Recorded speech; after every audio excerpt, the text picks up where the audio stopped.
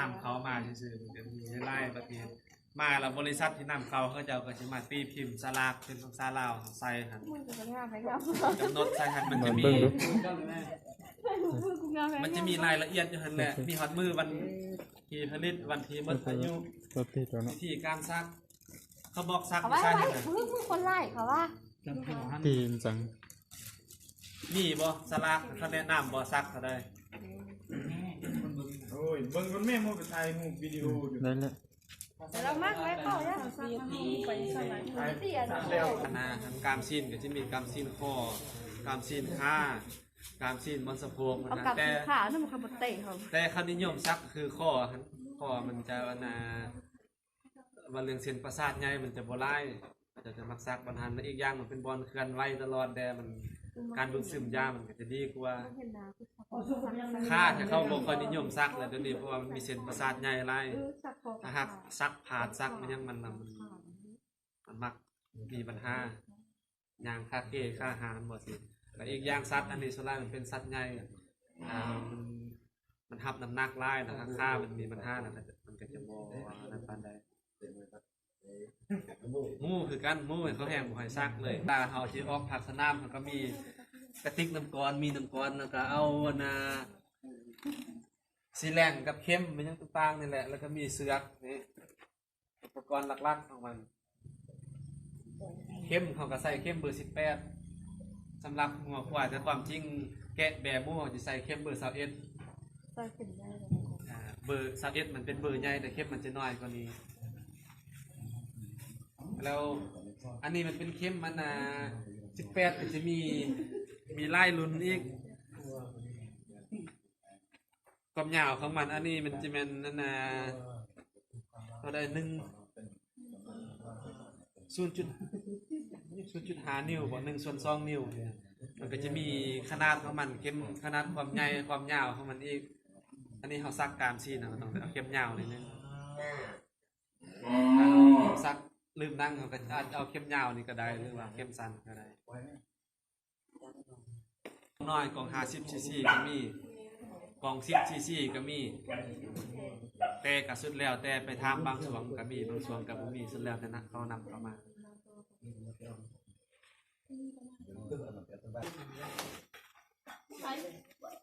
โบมันดึงแน่นนี่บึกลิดเฮ็ดนี่โยนแห้งๆเลยโอ้ยเฮ็ดแม่บ่ใส่เองเฮ็ดจีบได้ลองนะตีบล้มนี่เบิ่งกระดูกนี่เด้อเวลาเขาต่อตีตรงนี้เอาเส้นเอ็นมาทำเล่มนึงเฮ้ยไปแล้วจับดีๆเด้อจับหัวเนี่ยจับหัวนะน้องก็จับตีนี่เด้อขันบุหงเราจับเบิ่งกระดูกเราเนี่ยพยายามเลยจักซีวะซ่องเอาปักเข้าไปเลยคันมีเลือดขึ้นมาเราเปลี่ยนบนมาแต่บ่มีเลือดเราก็ซีดเลยซีดหน่อยบ่ได้ยังอันนี้มานี่ได้หมดแหละแต่ว่าเขาต้องเริ่มจากจุดนี้เนาะนี่คือกระดูกมันบ่เขาก็ยับออกมาประมาณ2 นิ้วก็ได้เนี่ยอันนี้น่ะแทงเอาไปซื้อเลยดิแทงแล้วบ่ดุดได้โอ้ยมันจ้วงมันธรรมดาแล้วมันเฮ็ดดูมันอยู่นี่เนาะมันแทงความจริงแล้วคันเข้าซักอันวิชาการในแท้เขาจะเอาเรากระซิบมาเซ็ตหลังจากเซ็ตแล้วเรามือเขาจะบ่ได้ไปจับหรอกนะซักแล้วก็รูปมันแหละ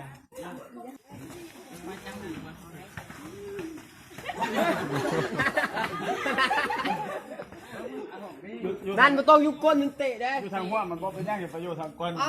อยู่แหละบางทีมันอัดมีเลยผู้ที่ทอดมันเลยเรารสชาติซักเลยเป็นบ้าสบายไหมนั่นมึงอยู่ทางก้นซักเลยนั่นใช่มึงเป็นตัวซ้อนสั่นเลยนับเลย1 2 3เอามือเช็คเลยเนี่ยส่งโอเนอเริ่มอยู่ในเอาเริ่มดูแม่ให้ปลดอันนั้นออกแม่ปลดเชือกออกกันเปิดปล่อยเลยเปิดเชือกกันเลยอ๋อยังจับตัวนี้นี่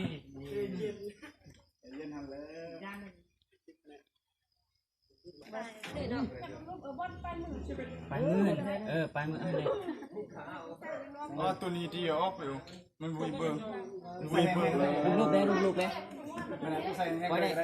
แกะของใครเลยใครปาไปเลยนะใครปาเลยนะมายืนเรียนกันไม่เรียนแม่ลืมออกไปข้าเศร้าอยู่นอกไม่ได้เปิดข้าเศร้าให้ ชิไล่เหรอ ไปหาใครจะให้ทอด ไปเลยเด้อ เราทำให้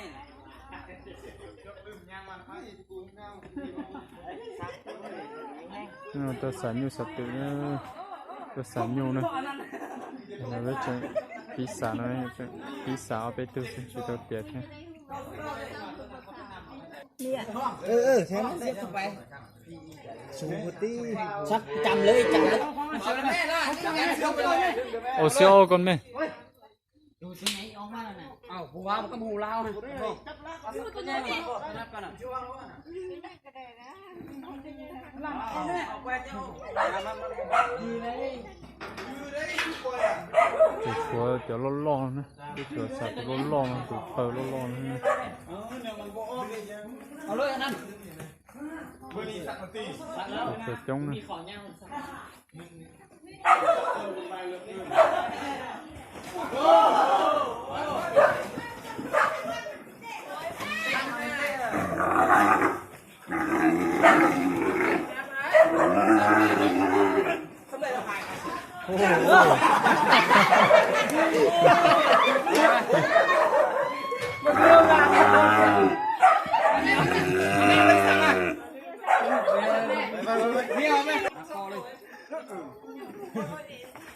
จ้องตัดตาเลยนะ เอาไปกันเลยนะ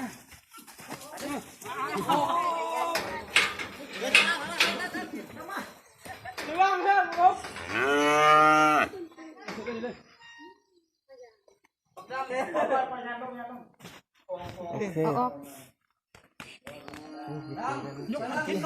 งตียันมันเป็นแบบเป็นก้อนคือเขาสักใหญ่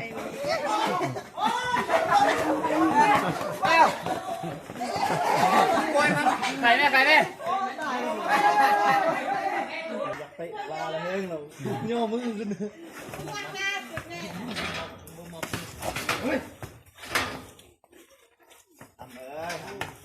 โอ้ล้มเลย เอานอนแม่นอนแม่โอ้ยนอนลง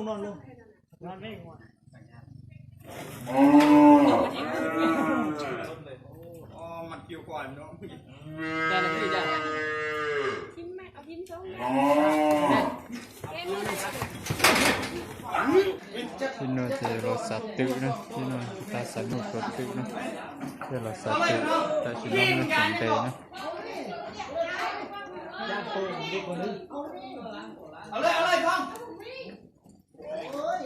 ไม่ยิงซาเลยพ่อพ่อก็ขึ้นรถ ก็ที่รถสัตว์นะสนใจนะเดี๋ยวพูดไปเลยจ้ะ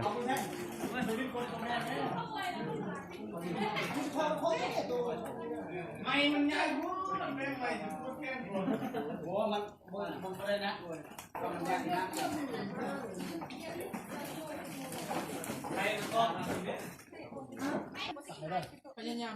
สักคือหัวเลยสักคือหัวเขาอยู่ว่าเขาเน่าพดอยู่ฝั่งนั้นเสี้ยวอยู่ฝั่งนั้นสุขุมหลายคนมีงานเอ้ยคนนี้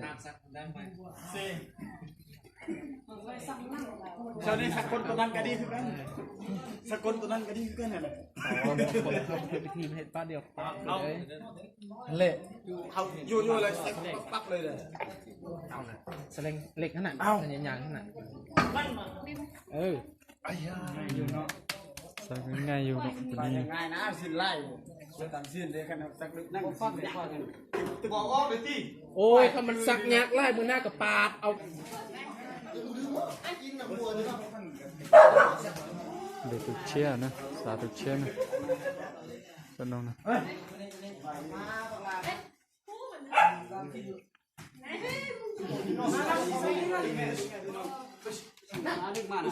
ดึงเส้นมาลูกมือเขาอยู่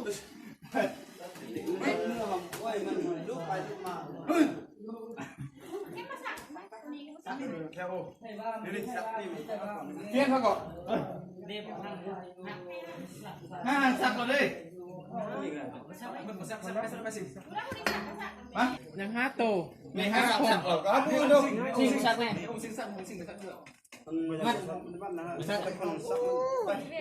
เย็นเอาให้เย็น พยายามอยู่ห่างๆไว้เข้ามันยาว ดึงขึ้นแม่ดึงไปเชือกดึงไปแล้วดึงไปให้จำเลยดึงไปจำเลย ยังเข้ามันจะขาเหล็ก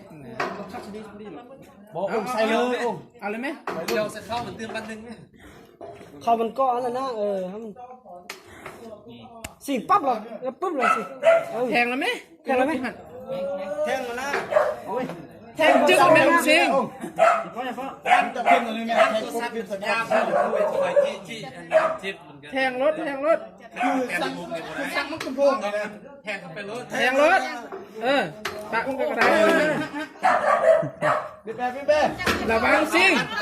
ไม่ต้องจับเข้าแม่ ยางโอ้บาลอะไร นี่คือคุณดีนะ มือซักไหมไปเลยซักไปได้เลยนะ ซักคันเฮ็ดเนี่ยเท้าวันทองกินจับอันนี้กับซุปยาเลยอันนี้ไปแทงหลังกับเต็มไปเลยแล้วเราเฮ็ดไว้กันเมื่อกี้เจ้าบอล ขันบถนัดจะไปเฮ็ดเข้ม บ บ น ถ ถ นั นั ด ด อยาก เฮ็ด จะออ ค ก อย ก่อน คอยแทงไปแล้วคามันดินเขาก็ว่างมันก็ครึ่งเข้มไปก่อนแล้วมันกินเอามันเป็นเท่ามือไม้เขาเฮ็ดนั่นเอาดีๆกว่า แทงสักตลอดโดยตัวนี้